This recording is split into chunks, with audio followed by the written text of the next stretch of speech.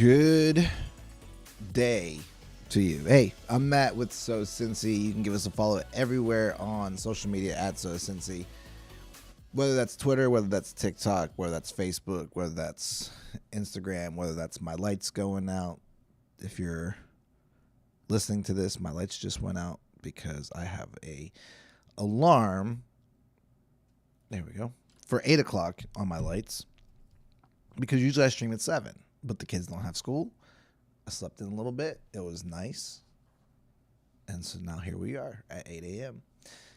So let's go ahead and jump right into it. We're going to be in Mark 10, reading out of the New Living Translation. And before I start, I want to go ahead and say, I hope that I can say everything in here that's taken with grace and love, and I'm going to try my best to not say things that might upset you, because we're going to be talking about divorce, what scripture says about divorce, how Jesus responds about divorce, and I have a lot of divorced friends that I love and care for deeply, and I want to give them some scriptural truth, and I want to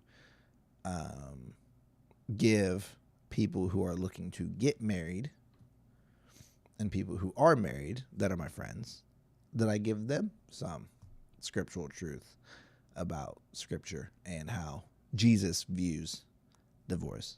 I am not an expert on the Bible in any sense of the matter. We're just going to read the Bible. We're going to ask questions. And that's about it. So here's Mark 10. And it reads, Then Jesus left Capernaum and went down to the region of Judea and into the area east of the Jordan River. And once again, crowds gathered around him, and as usual, he was teaching them. Some Pharisees came and tried to trap him with this question: Should a man be allowed to divorce his wife? Jesus answered them with a question. What did Moses say in the law about divorce? Well, he permitted it, they replied. He said a man can give his wife a written notice of divorce and send her away. But Jesus responded, He wrote this commandment only as a concession to your hard hearts. But God made them male and female from the beginning of creation. This explains why a man leaves his father and mother and is joined to his wife, and the two are united into one.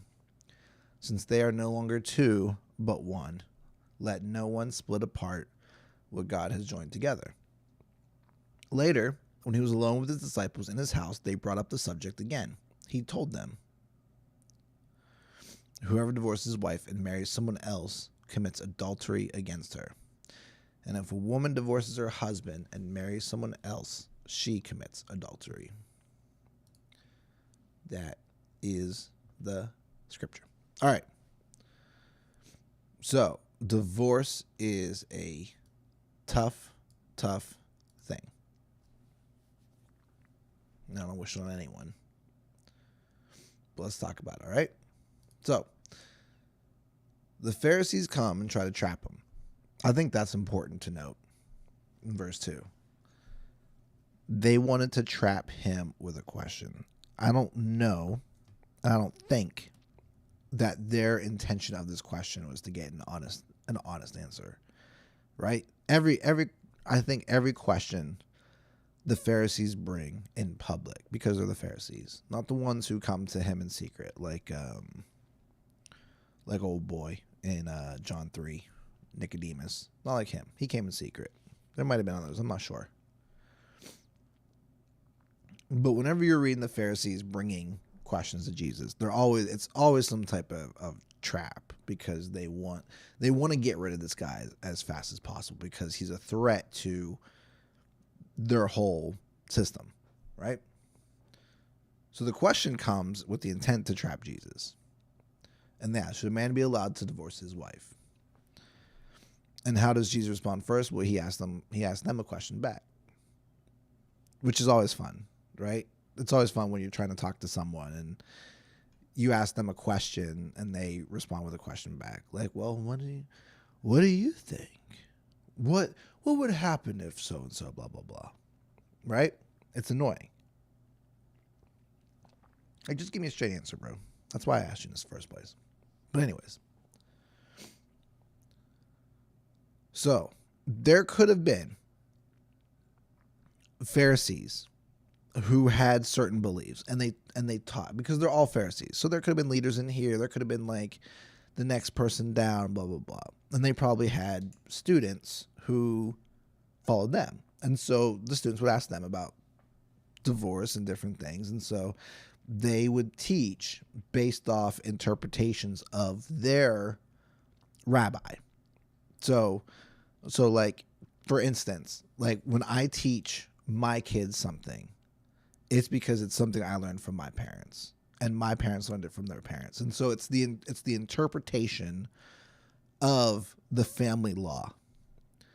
And so I would imagine in this sense, these Pharisees from their rabbis and their rabbis before them and their rabbis before them had an interpretation of this life issue that they would give to their people. So Jesus skips all of that. And he says, what did Moses say in the law about divorce? Because Moses was the one who got the law. God gave it to Moses. So he's like, let's skip all y'all peoples. Let's go to Moses. And they said, verse 4, well, he permitted it. He said a man can give his wife a written notice of divorce and send her away. And how does Jesus respond? He wrote this commandment only as a concession first. He wrote this commandment only as a concession. So he's allowing this because he doesn't want it to happen. So that's why he wrote it. It's written as a concession. And note what the concession was. The concession wasn't because of adultery, or wasn't because of lying, or it wasn't because of insert whatever reason here. The reason it's permitted is because the hardness of your hearts. Which to me seems like divorce, the root cause of it is the hardness of hearts. Let's compare this, because it's almost February. Let's compare this to the famous passage. 1 Corinthians 13. Verse 4. Love is patient and kind. Now, Matt, you're probably saying, Matt, you don't understand. I got to deal with blah, blah, blah, blah, blah. I had to do this. I had to put up with this. This person did that. Da, da, da, da, da. And Jesus, when he's talking to the Pharisees, he's not putting someone at fault. He's not putting a husband at fault. He's not putting a wife at fault. He's just saying because of the hardness of hearts. And if we compare that to 1 Corinthians 13, verse 4, love is patient and kind. If I'm going to be loving to my spouse, if this is the application, because there's an interpretation of this passage, 1 Corinthians, that love is the motivating factor behind the actions towards everyone. So if I'm applying this to the actions towards my spouse, if I have to be patient and kind, and I have to say every day that I need to be patient and kind to appropriately love my spouse, and that's goal number one. Day in, day out, day in, day out, day in, day out. And they're doing the same thing for me. Then the hardness of hearts is not developed. If I'm waking up and making a choice to be patient and kind on a continual basis, then the hardness of hearts does not come about. Simple as that. My wife always uses this one, Kristen, when she talks with youth about not. I'm sorry. I'm trying not to sniff into the mic, but I think I'm catching a little cold. But she just reminded me of this saying she has. Whenever she would talk with youth, and they were tempted because they were head over heels in love with their little boyfriends, little girlfriends, and they wanted to sleep with them. Like, they're like, I don't want to be tempted. What she would do is she would say, in order for you not to sleep with your boyfriend or girlfriend, you have to act and think ahead of time, not in the moment. You have to think ahead of time and say, I'm not going to eat a poop sandwich. That was what she would say. And she reminded of me, yes, because we were talking about some other things. And she told them, if you want to beat this thing, you got to decide at the forefront. You got to decide when you wake up each day that today you're not going to eat a poop sandwich. And that's what I'm going to go with here. So you want to not divorce your spouse. Let's say you're married. You're nervous about divorce because you come from a family of divorced parents. You have aunts and uncles who have been divorced. You had friends who are divorced. It just seems like divorce is all around you. You got to choose day in, day out that you're not going to eat a poop sandwich from here through the rest of eternity, or at least till you die, whichever comes first. What up, my man? Go play Switch in the other room. Sorry, my kid's here. Go play Switch in the other room. Say hey. Go, get out. But you got to make that decision that you're not going to eat a poop sandwich. It boils down to that. So your poop sandwich is I'm not going to have my heart hardened. I'm going to choose intentionally being patient and kind for the next.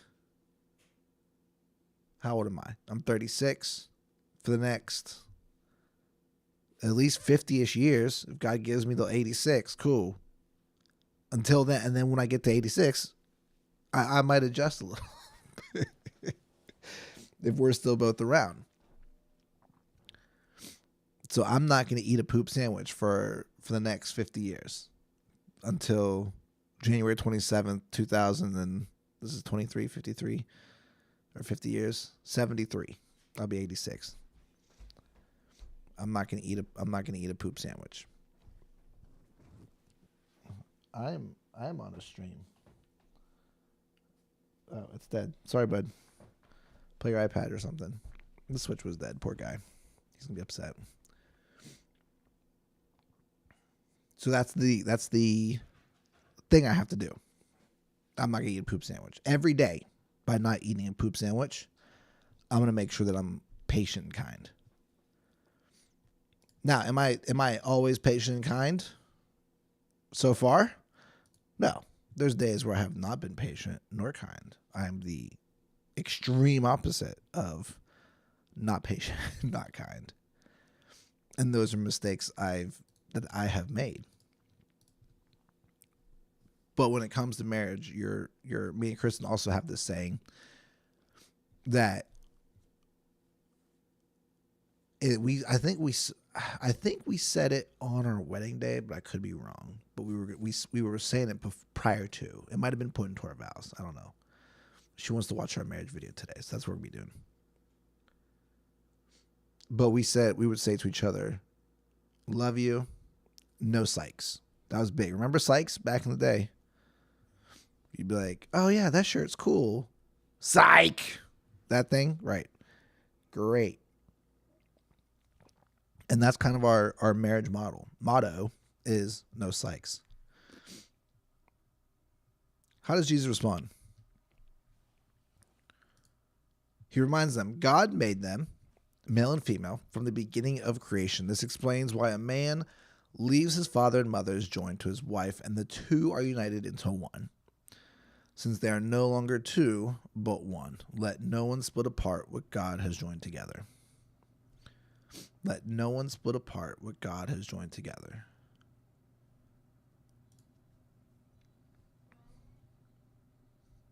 And then what Jesus does is he does something real interesting. His disciples ask him, he's like, what happens if they're divorced? That's essentially what they're asking. They brought up the subject again. We don't have the exact words, but they brought up divorce again. And so Jesus how he responds, he's like, look, divorce is heavy. It's so heavy that whoever divorces his wife and marries someone else commits adultery against her. And if a woman divorces her husband and marries someone else, she commits adultery. And remember, there's another passage about how people commit adultery.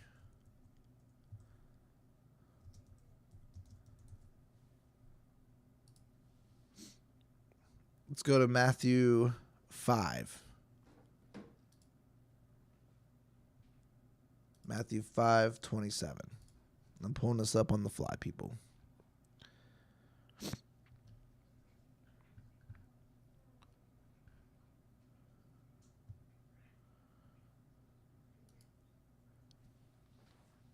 So to put it into perspective and not so that people can't dunk on people who've been divorced.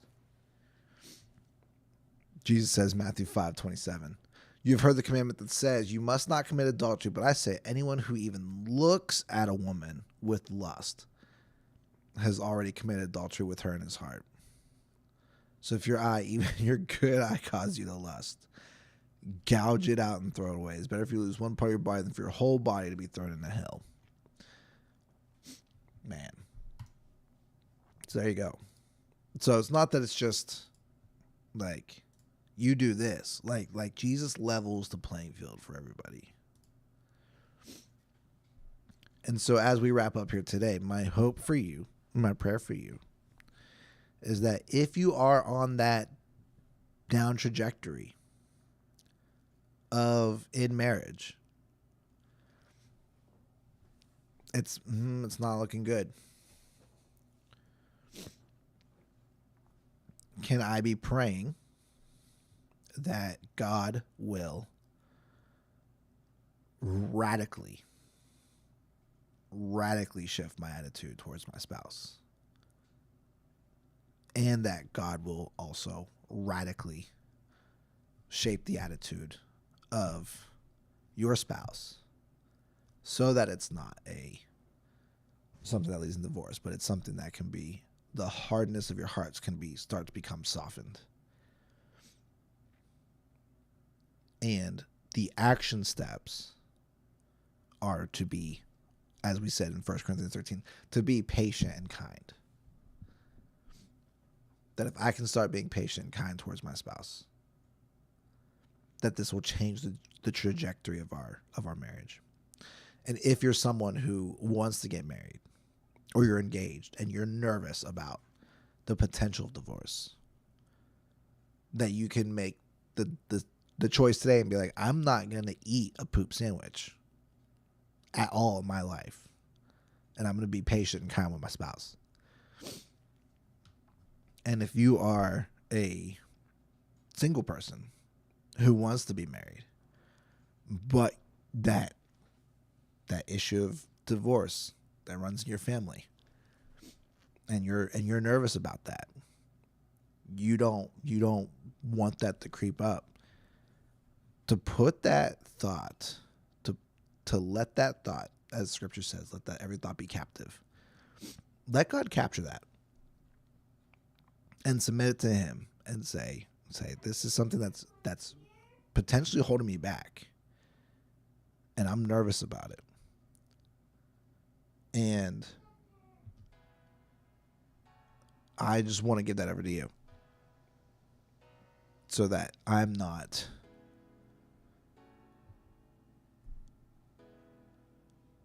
so that I'm not living in fear.